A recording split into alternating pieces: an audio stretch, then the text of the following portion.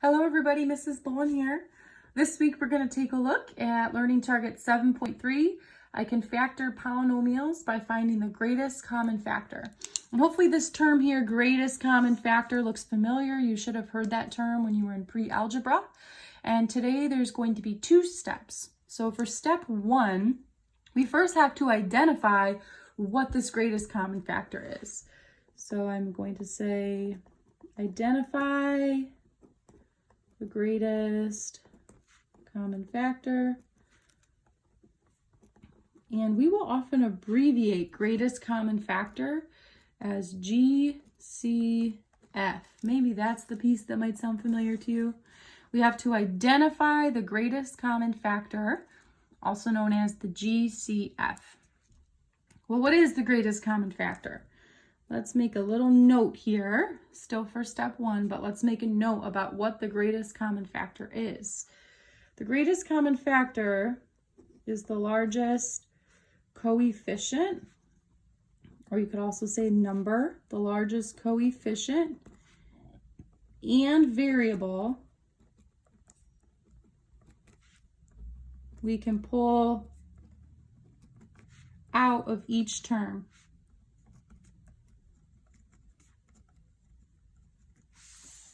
It is the largest coefficient, or a coefficient is just the number in front of the variable. The largest number, and sometimes you can also pull out a variable. And when you pull it out, you have to pull it out of each term. So we're seeing a lot of common terminology here, right? We're seeing the word term again. We've talked about coefficients and variables in previous trimesters. Once you identify what that GCF is, then you're going to go ahead and pull it out. So we will then, for step two, we will factor by pulling out the GCF from each term.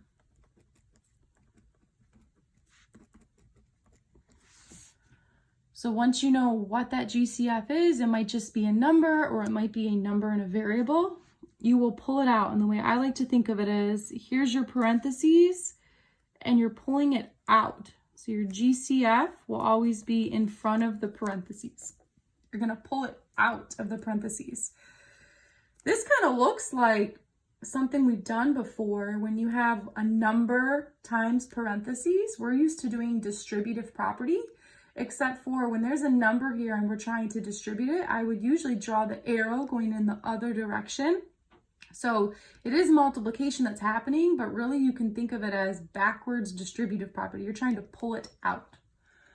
So let's hop right into example one and let's see what that looks like. So when we look at example one, the directions tell us to factor the common factor out of each expression, or you could say the GCF.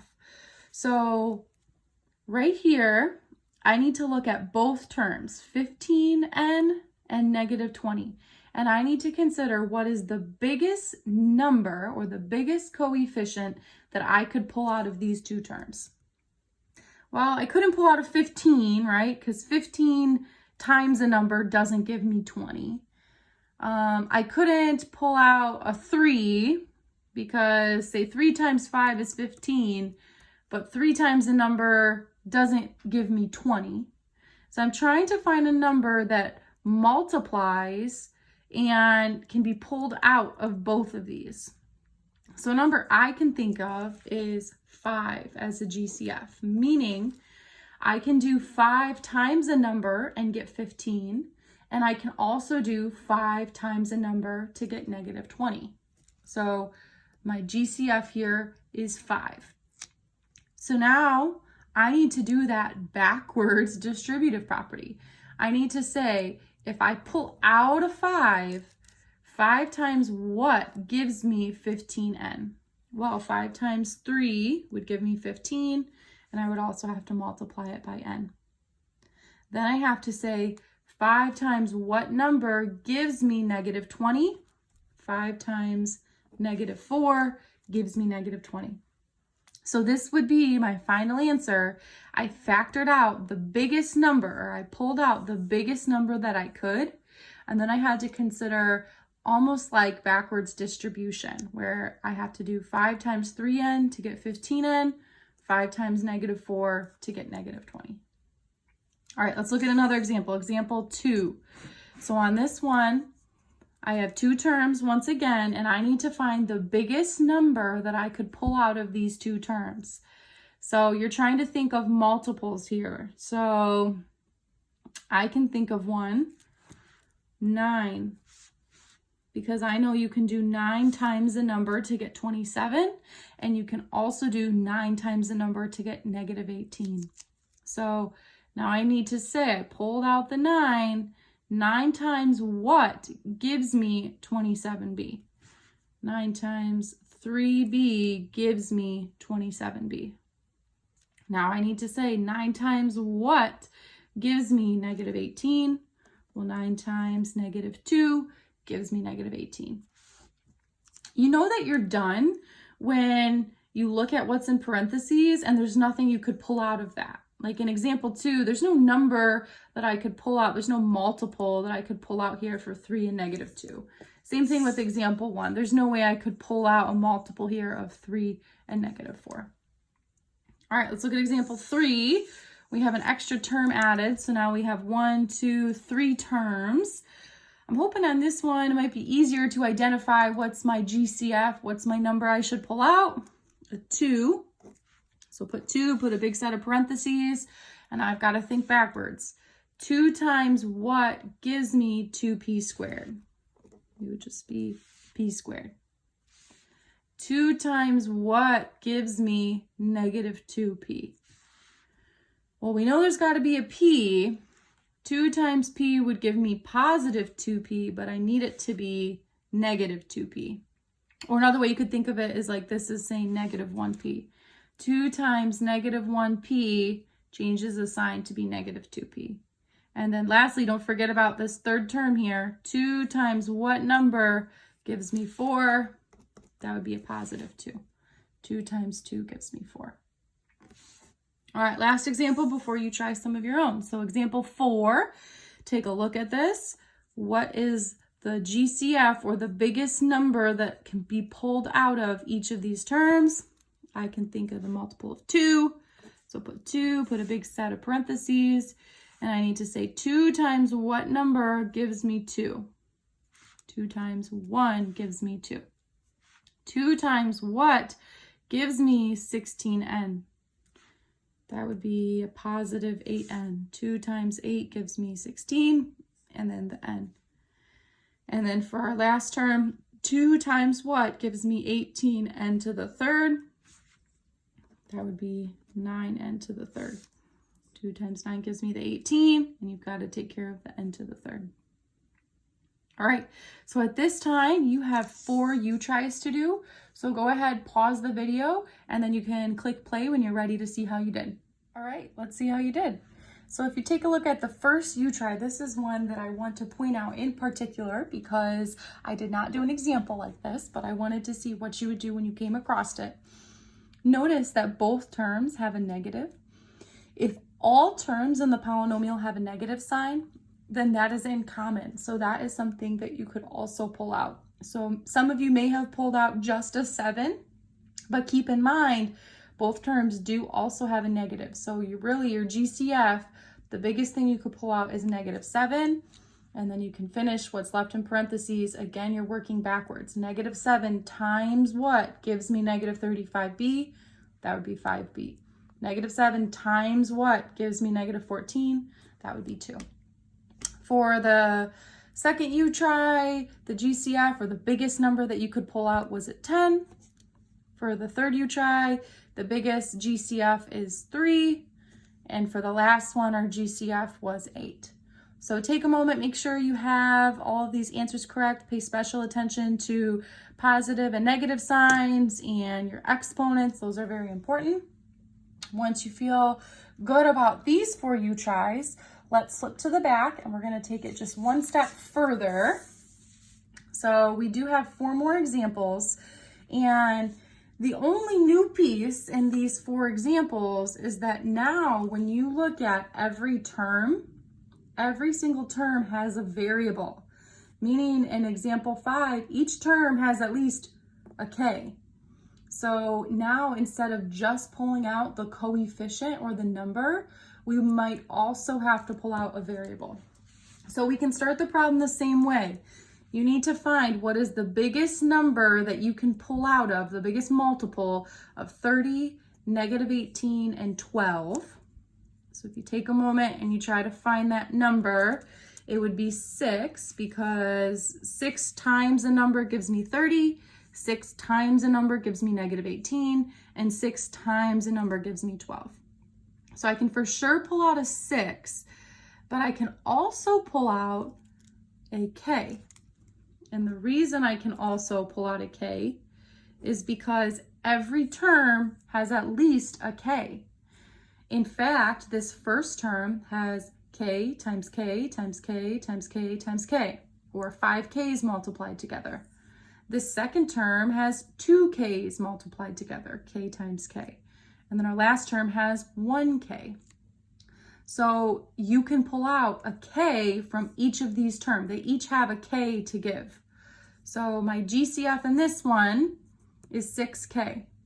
So now I have to think backwards distributive property. I have to say 6k times what gives me 30k to the 5th. So let's just handle the coefficients or the numbers. 6 times what gives me 30? That would be 5. And k times what gives me k to the 5th? So this is really like saying k to the 1st. So I'm missing 4 of them, right? So k times k to the 4th gives me k to the 5th. Moving on to the next term. 6 times what gives me -18? That would be -3. Can't forget about the k's though. K times what gives me k squared? K times k is k squared. And then lastly, 6 times what gives me 12? That would be 2. And then k times k, you're already good here, right? You already have the k. So k times just 1 here would give you the k. You don't need to multiply any k because our final term only had a k. And we took care of that by pulling it out. So this would be your final answer. Let's look at example 6. And example 6 has some even higher exponents. So first thing you need to do, look at the coefficients. What is the biggest number, the biggest multiply I could pull out of 24, 40, and 72? And this is when I would even, maybe if you have access to a computer or on your phone, you could even pull up a multiplication table to help you think of multiples. You could use your calculator to kind of guess and test. There's no set formula or set method to find the greatest common factor here. You just have to guess and test. You're trying to think of what numbers can I multiply and get 24, 40, and 72. What's a multiple that I could pull out of each of these? And for this one, it will be 8. 8 times a number is 24, 8 times a number is 40, 8 times a number is 72. So I pulled out an 8. Now I need to pull out the biggest variable. The biggest variable here is this v squared. The reason I can pull out a v squared, my first term has 4 v's multiplied together. My second term has 3 v's multiplied together. So I'm pulling out, the biggest I can pull out is v squared. I couldn't pull out a v to the 4th because this last term over here doesn't have a v to the 4th to give. It only has a v squared to give. So you can only pull out, another way to think of it, you can only pull out the smallest exponent. So in example 5, smallest exponent was k, or k to the 1. And in example 6, smallest exponent is v squared. So that's all I can pull out. That's all that each term has to give. All right, so 8v squared, I have to think backwards distribution. 8 times what gives me 24? 8 times 3 gives me 24. V squared times what gives me v to the 4th? Well, v squared times v squared, you'd add the exponents here. 2 plus 2 is 4. 8 times what gives me 40? 8 times 5 gives me 40. V squared times what gives me v to the 3rd? That would just be a v, because v squared times v would be The 2 plus the exponent of 1 would give us v to the third.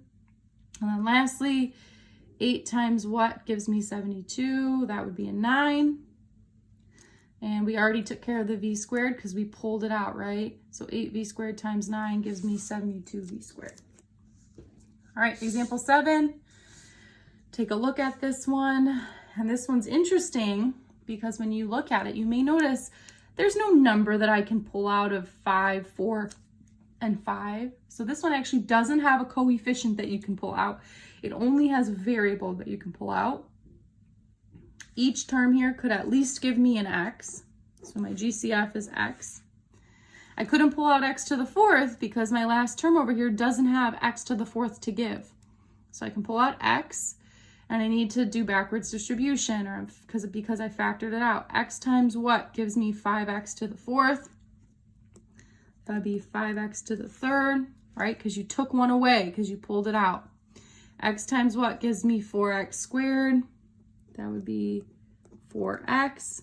X times 4x gives me 4x squared. And then lastly, x times what gives me 5x? That would be a 5. All right, very last example today, example 8. This one is certainly a challenge. I will not give you many of these on your quick check. The reason it's a challenge is because you will see this type plenty when you get to algebra 2. There are two variables. You have x's and y's in the same problem. So that does make it a little bit more difficult. You, instead of just pulling out an x or a v squared, now you've got to worry about both x's and y's.